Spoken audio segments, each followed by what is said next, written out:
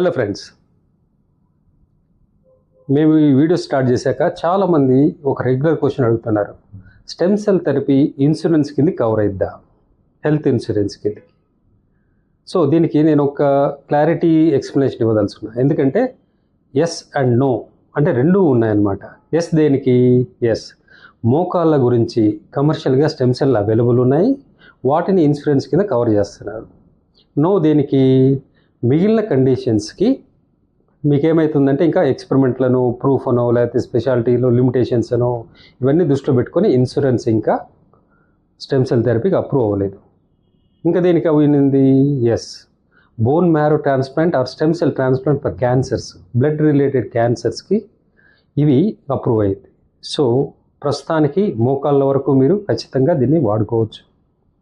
And it is useful for anybody, any age.